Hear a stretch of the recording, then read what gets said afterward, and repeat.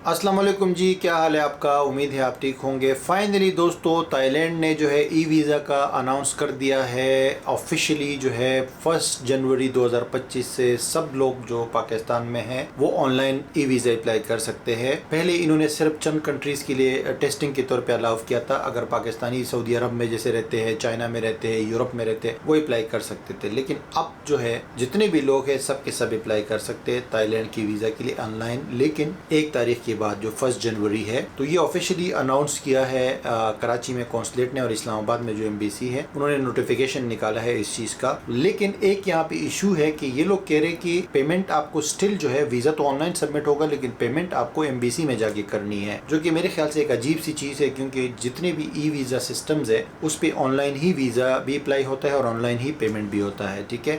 और ये थाईलैंड इस वक्त लास्ट कंट्री इस पूरे रीजन में रह गया था जिनका वीजा स्टिकर होता था। बाकी सारी countries Cambodia, Vietnam, Malaysia, Singapore, even के म्यांमार, बर्मा जो है, इन सब का वीजा जो है ऑनलाइन था। सिर्फ थाईलैंड रह गया था, तो उसने भी फाइनली वीजा जो है ऑनलाइन कर दिया है। ई वीजा अभी आपको पेपर पे, ईमेल पे आएगा और वो आपको प्रिंट करके लेकर जाना है और उसी पे आप ट्रेवल करोगे थाईलैंड। पहले आपको स्टिकर लगाना पड़ता था। तो जहाँ तक ये ई वीजाज की बात है भाईजान, ये पूरी दुनिया में जो है अभी जो है ये ई वीजाज हो जाएंगे अनकरीब, और उसके बाद पासपोर्ट पे स्टैंप भी नहीं लगेगा, ये भी अनकरीब आने वाला है। तो ये ट्रेवल हिस्ट्री के लिए जो लोग कहते थे कि स्टिकर वीजा वो स्टिकर वीजेज जो है ना अभी खत्म होने वाले हैं ऑलरेडी। जो बड़ी कंट्रीज की अगर हम बात करें तो ऑस्ट्रेलिया जो है वो स्टिकर वीज़ा नहीं देता, फिर कनाडा भी ख़त्म कर रहा है स्टिकर वीज़ा, उसके अलावा जो है यूके भी ख़त्म कर रहा है, और शेंगन एरिया जो है वो भी बहुत जल्द ई वीज़ा स्टार्ट करने वाला है। सिर्फ अमेरिका रह जाएगा, तो अमेरिका भी जो है फ्यूचर में लाजमी ऐसा करेगा। अब जहाँ तक थाईलैंड की बात है, तो थाईलैंड की जो रिक्वायरमेंट्स होगी वो तो वेबसाइट पे आपको तकरीबन वही चीज़ें चाहिए होंगी। होटल बुकिंग हो गया, आपका फ़्लाइट रिजर्वेशन हो गया, और बैंक स्टेटमेंट वगैरह के आपके पास फाइनेंशियल क्या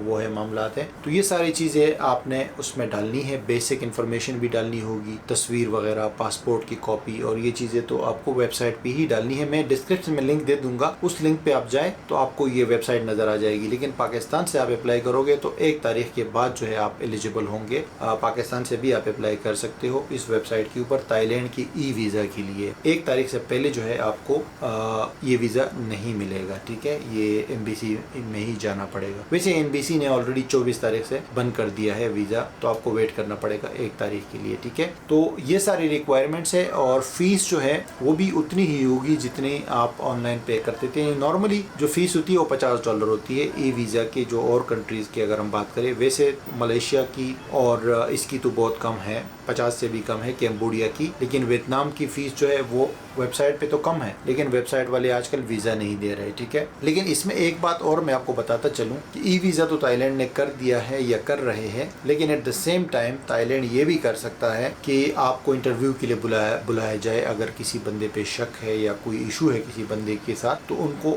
बुलाया भी जा सकता है एम्बेसी में इंटरव्यू के लिए। ठीक है, और अनकरीब जो है मुझे ऐसा लगता है कि जो पेमेंट है वो ऑनलाइन अवेलेबल हो जाएगी, तो फिर आप इजली अपने कार्ड से ऑनलाइन पे कर सकते हो और फिर जो है वीज़ा हासिल कर सकते हो। जैसे कि अभी मलेशिया में है, और दूसरा क्या कहते हैं, कैम्बोडिया का ऑनलाइन पेमेंट होती है, वियतनाम की भी ऑनलाइन पेमेंट है, सिंगापुर की भी ऑनलाइन पेमेंट है। तो इसी तरह मैं एक्सपेक्ट करता हूँ कि चंद ही दिनों के अंदर, ये चंद हफ्तों के अंदर आपको एम्बेसी जाने की ज़रूरत नहीं पड़ेगी। जैसे अभी इस वक्त ये लोग कह रहे हैं कि एम्बेसी में पेमेंट करनी पड़ेगी, तो फिर करने की ज़रूरत नहीं पड़ेगी। आप ऑनलाइन जो है डायरेक्टली पे कर सकते हो और डायरेक्टली जो है वीज़ा हासिल कर सकते हो। ठीक है जी, तो ये थाईलैंड के हवाले से एक अपडेट थी, मैंने कहा आपके साथ शेयर करूँ। जो वीज़ा ड्यूरेशन होगा, जैसे अभी स्टिकर वीज़ा है तो उसका 3 महीने ड्यूरेशन होता है, 2 महीने आप स्टे कर सकते हो। मेरे ख्याल से इसका भी यही होगा जो अभी तक जो पहले इन्होंने वो किया था, रोल आउट किया था ये सिस्टम, तो उसके अंदर यही था कि आप 3 महीने वैलिडिटी है और उस पर जाके आप